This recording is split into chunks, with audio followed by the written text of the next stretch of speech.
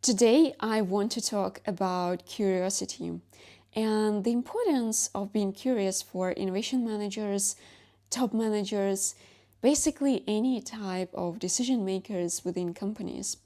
And the reason why I want to talk about it is because recently I've had a number of conversations about curiosity with absolutely different people.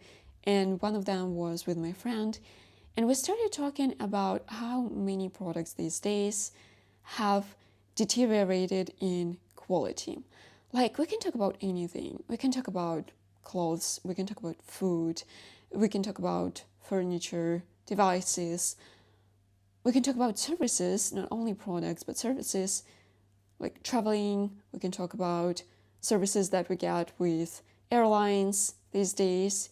And it doesn't really matter how much you're ready to spend on something, there is no guarantee that you will be satisfied with the quality of this product or the service that you bought. Like, you can be ready to pay lots of money for luxurious clothes of high-end brands, but it doesn't mean that you will be happy with the fabric or the fit that this particular piece would have.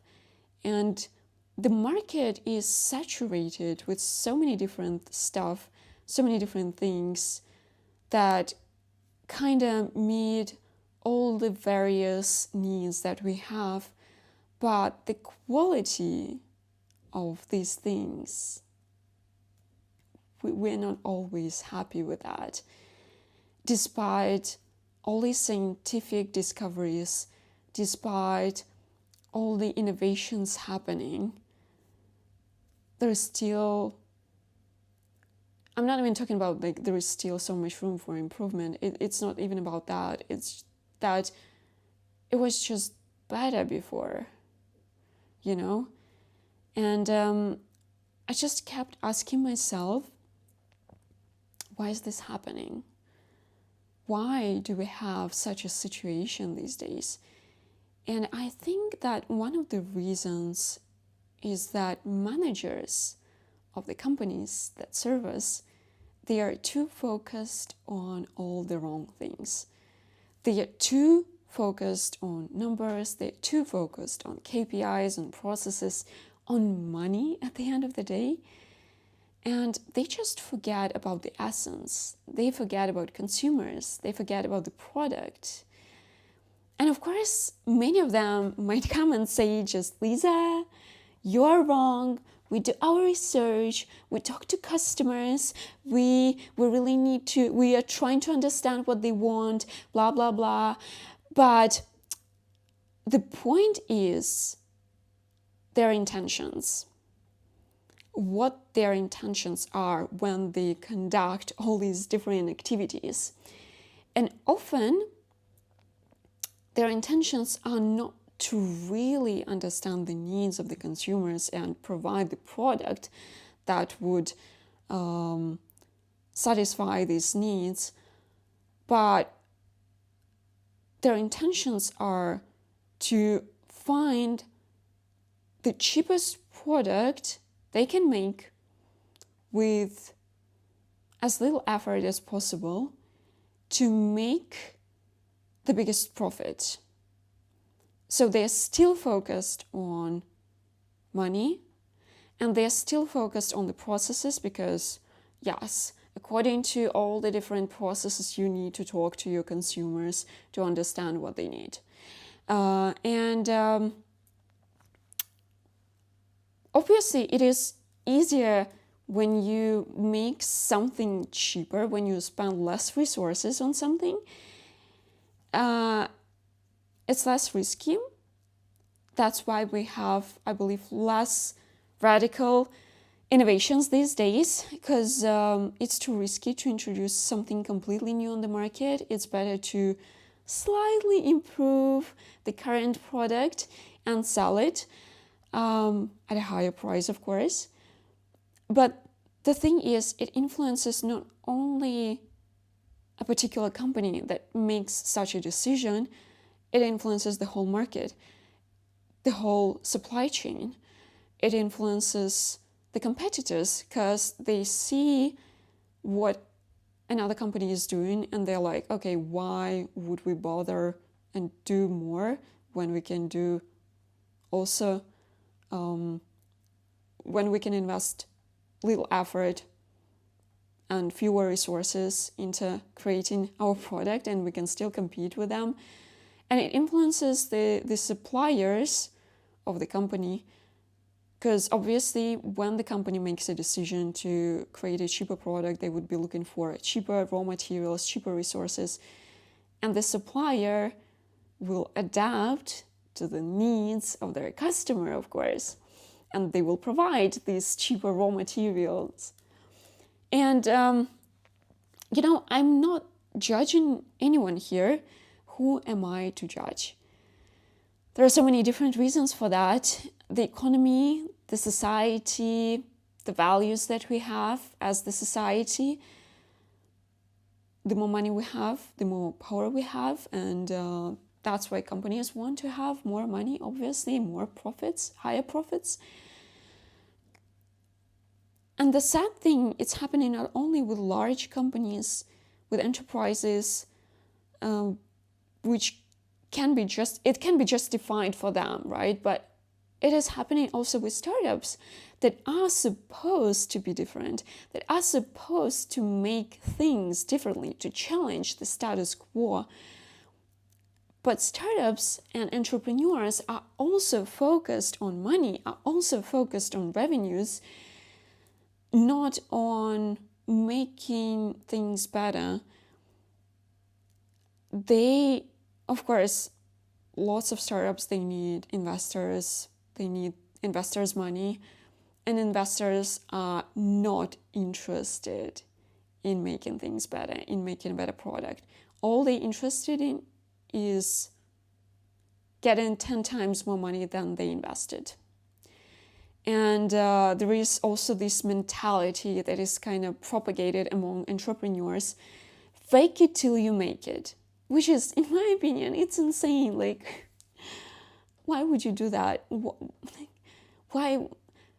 Dishonesty is popular. That's crazy, no? I think it's crazy. And that's what we have these days. So entrepreneurship is not about passion any longer. It's about making money again. And my friend said, and I tend to agree with him, that maybe one solution would be to make managers and decision makers in general more curious. And I think that's true. And because curiosity changes everything. And it might be beneficial for all parties, not only for consumers that might get better products, but also for businesses, actually. I think when you're curious about people, about the ones you work with, about the ones you serve, people in general, when you're curious about your product, your industry, when you're curious about the world, the whole world, you just stop focusing on these empty, shallow numbers and processes.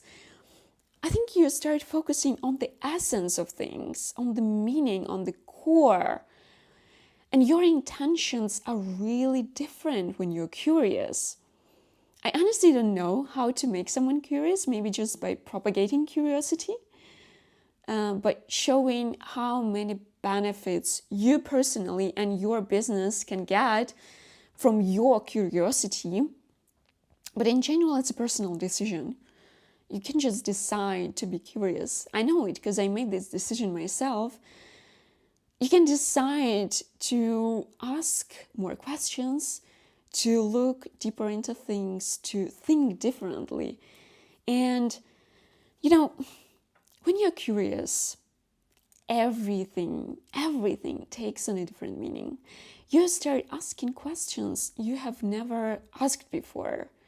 Why not? What if I tried this? What if I tried that? What's out there beyond what we already have?